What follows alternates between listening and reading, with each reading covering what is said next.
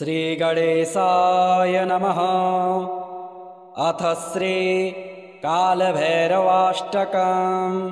देवराजसेव्यमान पावनाग्निपङ्कजम् व्यालयज्ञसूत्रमिन्दुशेखरं कृपाकरम् नारदादियोगवृन्दवन्दितं दिगम्बरम् काशिकापुराधिनाथ कालभैरवं भजे। भानुकोटिभास्वरं भवाब्धितारकं परं नीलकण्ठमीप्सितार्थदायकं त्रिलोचनं कालकालमम्बुजाशमक्षशूलमक्षरम् काशिकापुराधिनाथ कालभैरवं भजे। शूलटङ्कपाशदण्डपाणिमादिकारणं श्यामकायमादिदेवमक्षरं निरामयं भीमविक्रमं प्रभो विचित्रताण्डवप्रियं काशिकापुराधिनाथ कालभैरवं भजे। भुक्तिमुक्तिदायकं प्रशस्तचारुविग्रहं भक्तवत्सलं स्थितं समस्तलोकविग्रहं विनिक्वणन्मनुज्ञहेमकिङ्किणीलसत्कटिं काशिकापुराधिनाथ कालभैरवं भजे। धर्मसेतुपालकं त्वधर्ममार्गनाशकं कर्मपाशमोचकं सुशर्मदायकं विभुं स्वर्णवर्णशेषपाशशोभिताङ्गमण्डलं काशिकापुराधिनाथ कालभैरवं भजे। रत्नपादुकाप्रभाभिरामपादयुग्मकं नित्यमद्वितीयमिष्टदैवतं निरञ्जनं मृत्युदर्पनाशनं करालदृष्टमोक्षणं काशिकापुराधिनाथ कालभैरवं भजे। अट्टहासभिन्नपद्मजाड्यकोशसन्ततिं दृष्टिपातनष्टपापजालमुग्रशासनम् अष्टसिद्धिदायकं कपालमालिकन्धरं काशिकापुराधिनाथ कालभैरवं भजे। भूतसङ्घनायकं विशालकीर्तिदायकं काशीवासलोकपुण्यपापशोधकं विभुं नीतिमार्गकोविदं पुरातनं जगत्पतिं काशिकापुराधिनाथ कालभैरवं भजे। श्रीकालभैरवाष्टकं पठन्ति ये मनोहरं ज्ञानमुक्तिसाधनं विचित्रपुण्यवर्धनम् शोकमोहदैन्यलोभकोपतापनाशनं ते प्रयान्ति कालभैरवाङ्घ्रिसन्निधिं ध्रुवम् देवराजसेव्यमान पावनाग्निपङ्कजं व्यालयज्ञसूत्रमिन्दुशेखरं कृपाकरं नारदादियोगवृन्दवन्दितं दिगम्बरं काशिकापुराधिनाथ कालभैरवं भजे। भानुकोटिभास्वरं भवाब्धितारकं परं नीलकण्ठमीप्सितार्थदायकं त्रिलोचनं कालकालमम्बुजाशमक्षशूलमक्षरं काशिकापुराधिनाथ कालभैरवं भजे। शूलटङ्कपाशदण्डपाणिमादिकारणं श्यामकायमादिदेवमक्षरं निरामयं भीमविक्रमं प्रभो विचित्रताण्डवप्रियं काशिकापुराधिनाथ कालभैरवं भजे। भुक्तिमुक्तिदायकं प्रशस्तचारुविग्रहं भक्तवत्सलं स्थितं समस्तलोकविग्रहं विनिक्वणन्मनुज्ञहेमकिङ्किणीलसत्कटिं काशिकापुराधिनाथ कालभैरवं भजे। धर्मसेतुपालकं त्वधर्ममार्गनाशकं कर्मपाशमोचकं सुशर्मदायकं विभुं। स्वर्णवर्णशेषपाशशोभिताङ्गमण्डलं काशिकापुराधिनाथ कालभैरवं भजे। रत्नपादुकाप्रभाभिरामपादयुग्मकं नित्यमद्वितीयमिष्टदैवतं निरञ्जनम्। मृत्युदर्पनाशनं करालद्रष्टमोक्षणं काशिकापुराधिनाथ कालभैरवं भजे। अट्टहासभिन्नपद्मजाड्यकोशसन्ततिं दृष्टिपातनष्टपापजालमुग्रशासनम्। अष्टसिद्धिदायकं कपालमालिकन्धरं काशिकापुराधिनाथ कालभैरवं भजे। भूतसङ्घनायकं विशालकीर्तिदायकं काशीवासलोकपुण्यपापशोधकं विभुं। नीतिमार्गकोविदं पुरातनं जगत्पतिं काशिकापुराधिनाथ कालभैरवं भजे। श्रीकालभैरवाष्टकं पठन्ति ये मनोहरं ज्ञानमुक्तिसाधनं विचित्रपुण्यवर्धनम्। शोकमोहदैन्यलोभकोपतापनाशनं ते प्रयान्ति कालभैरवाङ्घ्रिसन्निधिं ध्रुवम्। देवराजसेव्यमानपावनाघ्रिपङ्कजं व्यालयज्ञसूत्रमिन्दुशेखरं कृपाकरं। नारदादियोगवृन्दवन्दितं दिगम्बरं काशिकापुराधिनाथ कालभैरवं भजे। भानुकोटिभास्वरं भवाब्धितारकं परं नीलकण्ठमीप्सितार्थदायकं त्रिलोचनं।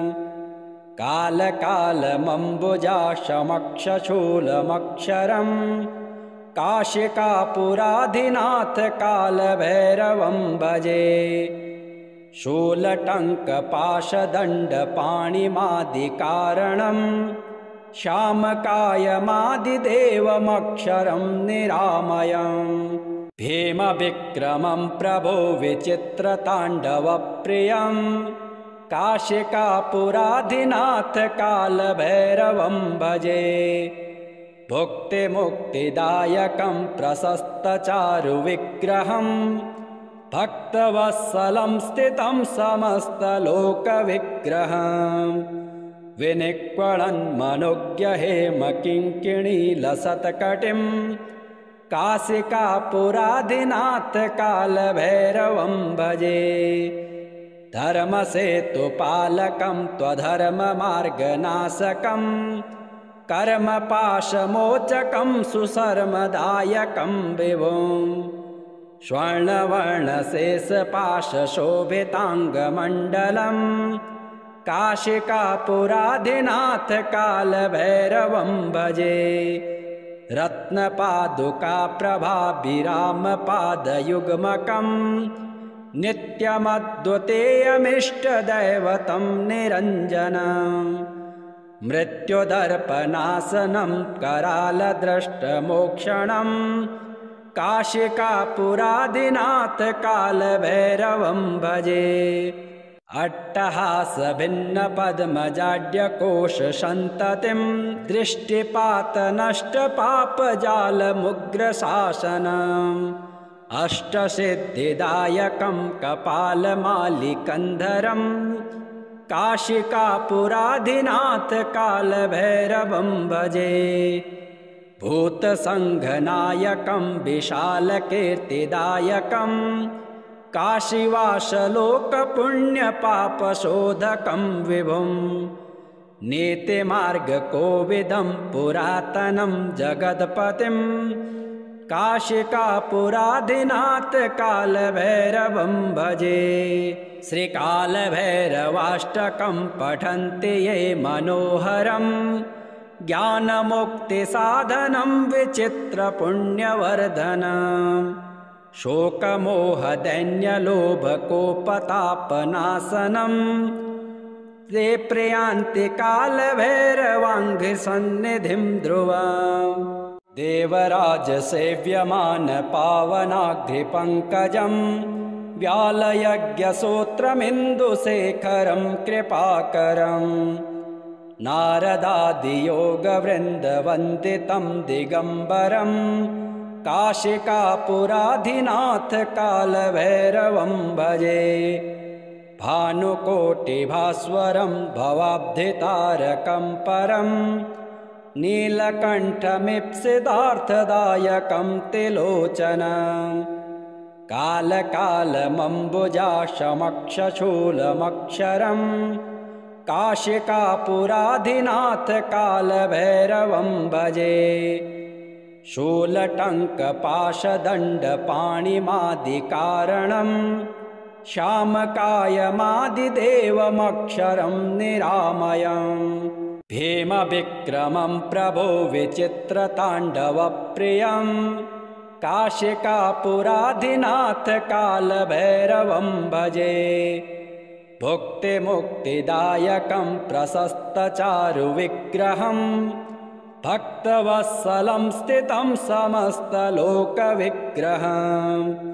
विनिक्वणन्मनुज्ञहेमकिङ्किणीलसत्कटिं काशिकापुराधिनाथ कालभैरवं भजे धर्मसेतुपालकं त्वधर्ममार्गनाशकं कर्मपाशमोचकं सुशर्मदायकं विभुम् स्वर्णवर्णशेषपाशशोभिताङ्गमण्डलं काशिकापुराधिनाथ कालभैरवं भजे रत्नपादुकाप्रभाभिरामपादयुग्मकं नित्यमद्वितीयमिष्टदैवतं निरञ्जनम् मृत्युदर्पनाशनं करालद्रष्टमोक्षणं काशिकापुराधिनाथ कालभैरवं भजे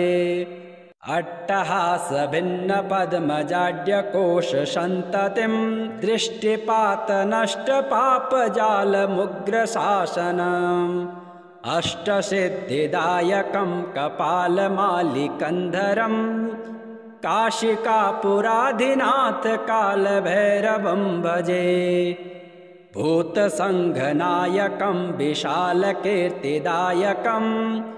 काशीवासलोकपुण्यपापशोधकं विभुं नीतिमार्गकोविदं पुरातनं जगत्पतिं काशिकापुराधिनाथ कालभैरवं भजे श्रीकालभैरवाष्टकं पठन्ति ये मनोहरम् ज्ञानमुक्तिसाधनं विचित्रपुण्यवर्धनम् शोकमोहदैन्यलोभकोपतापनाशनम् ते प्रयान्ति कालभैरवाङ्घ्रिसन्निधिं ध्रुवम् देवराजसेव्यमानपावनाघ्रिपङ्कजं व्यालयज्ञसूत्रमिन्दुशेखरं कृपाकरम् नारदादियोगवृन्दवन्दितं दिगम्बरं काशिकापुराधिनाथ कालभैरवं भजे भानुकोटिभास्वरं भवाब्धितारकं परं नीलकण्ठमीप्सितार्थदायकं त्रिलोचनं कालकालमम्बुजाशमक्षशूलमक्षरम् काशिकापुराधिनाथ कालभैरवं भजे शूलटङ्कपाशदण्डपाणिमादिकारणं श्यामकायमादिदेवमक्षरं निरामयं भीमविक्रमं प्रभो विचित्रताण्डवप्रियं काशिकापुराधिनाथ कालभैरवं भजे भुक्तिमुक्तिदायकं प्रशस्तचारुविग्रहं भक्तवत्सलं स्थितं समस्तलोकविग्रहं विनिक्वणन्मनुज्ञहेमकिङ्किणीलसत्कटिं काशिकापुराधिनाथ कालभैरवं भजे।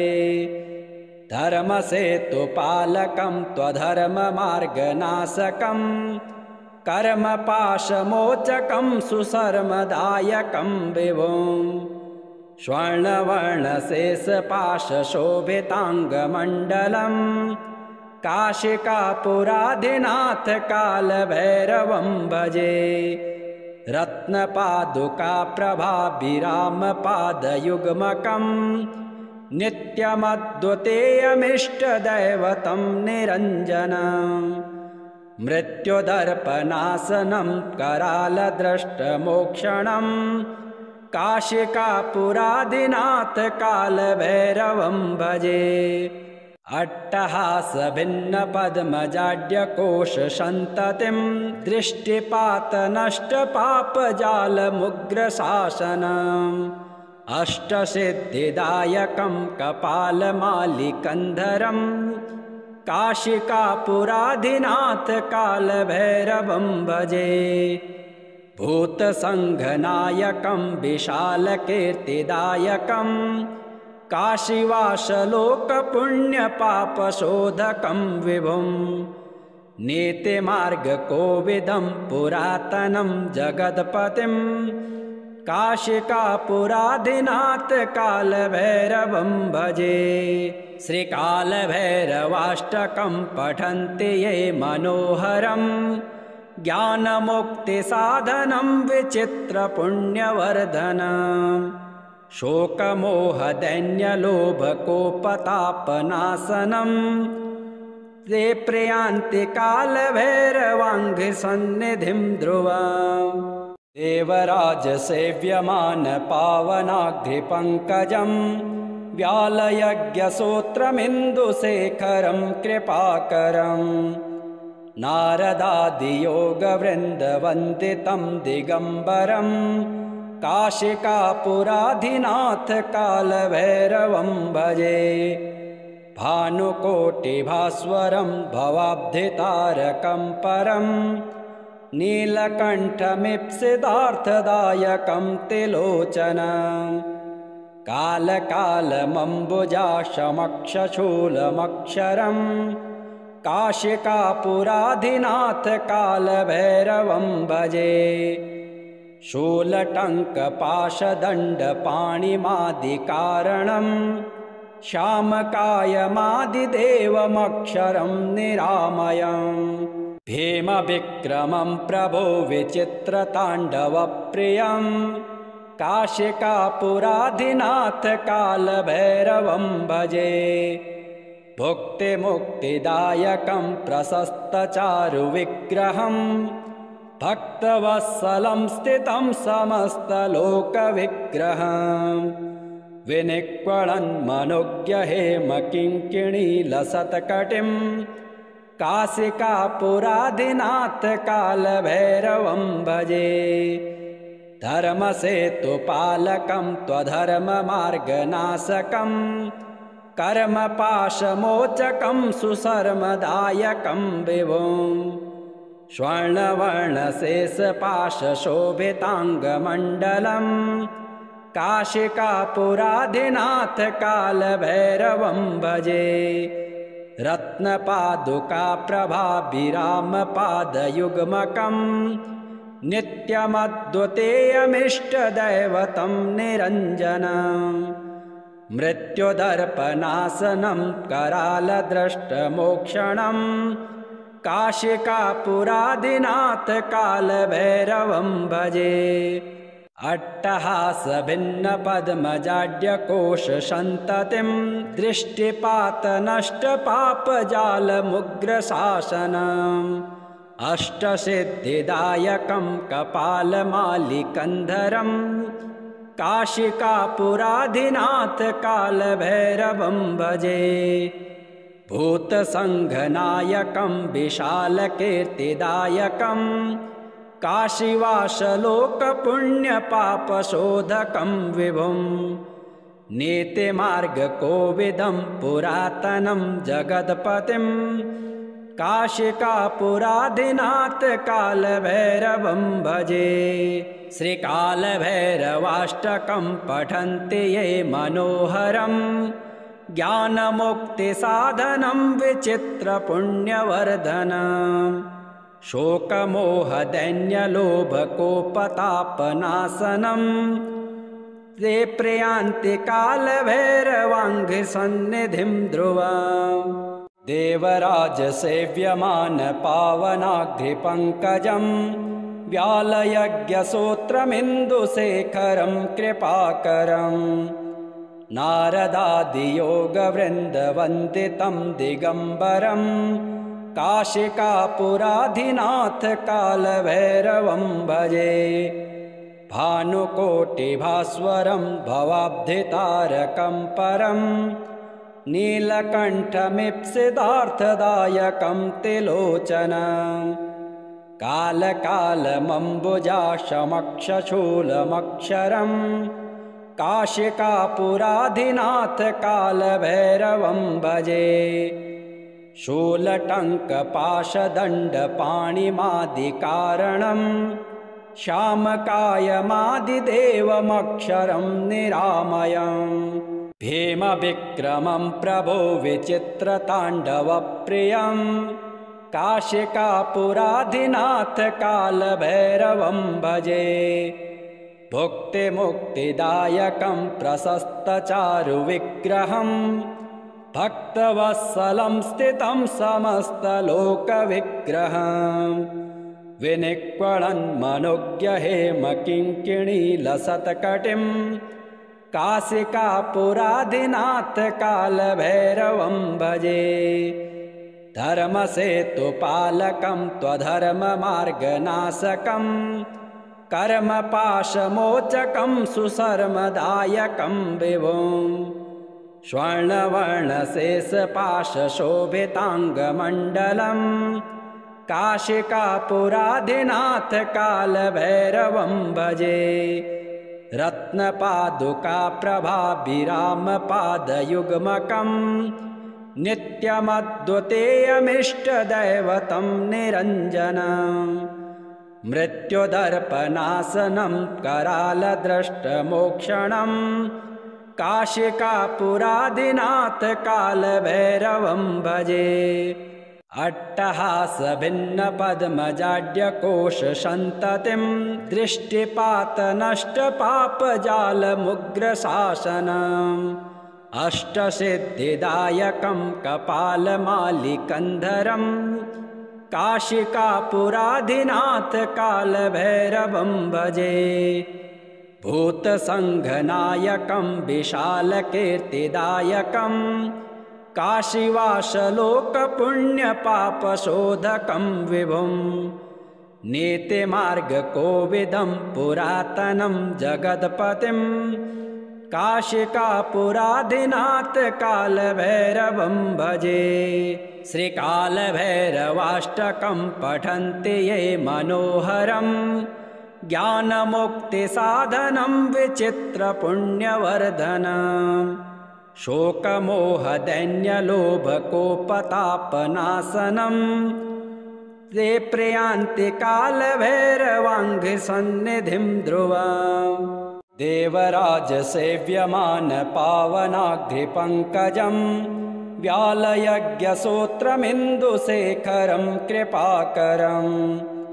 नारदादियोगवृन्दवन्दितं दिगम्बरं काशिकापुराधिनाथ कालभैरवं भजे।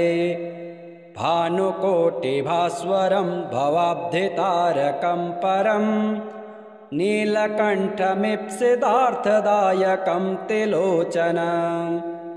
कालकालमम्बुजाशमक्षशूलमक्षरं काशिकापुराधिनाथ कालभैरवं भजे। शूलटङ्कपाशदण्डपाणिमादिकारणं श्यामकायमादिदेवमक्षरं निरामयम्। भीमविक्रमं प्रभो विचित्रताण्डवप्रियं काशिकापुराधिनाथ कालभैरवं भजे। भुक्तिमुक्तिदायकं प्रशस्तचारुविग्रहं भक्तवत्सलं स्थितं समस्तलोकविग्रहं विनिक्वळन्मनुज्ञहेमकिङ्किणीलसत्कटिं काशिकापुराधिनाथ कालभैरवं भजे। धर्मसेतुपालकं त्वधर्ममार्गनाशकं कर्मपाशमोचकं सुशर्मदायकं विभुं स्वर्णवर्णशेषपाशशोभिताङ्गमण्डलं काशिकापुराधिनाथ कालभैरवं भजे। रत्नपादुकाप्रभाभिरामपादयुग्मकं नित्यमद्वितीयमिष्टदैवतं निरञ्जनम् मृत्युदर्पनाशनं करालद्रष्टमोक्षणं काशिकापुराधिनाथ कालभैरवं भजे। अट्टहासभिन्नपद्मजाड्यकोशसन्ततिं दृष्टिपातनष्टपापजालमुग्रशासनम् अष्टसिद्धिदायकं कपालमालिकन्धरं काशिकापुराधिनाथ कालभैरवं भजे। भूतसङ्घनायकं विशालकीर्तिदायकं काशीवासलोकपुण्यपापशोधकं विभुं नीतिमार्गकोविदं पुरातनं जगत्पतिं काशिकापुराधिनाथ कालभैरवं भजे। श्रीकालभैरवाष्टकं पठन्ति ये मनोहरं ज्ञानमुक्तिसाधनं विचित्रपुण्यवर्धनम् शोकमोहदैन्यलोभकोपतापनाशनं ते प्रयान्ति कालभैरवाङ्घ्रिसन्निधिं ध्रुवम्।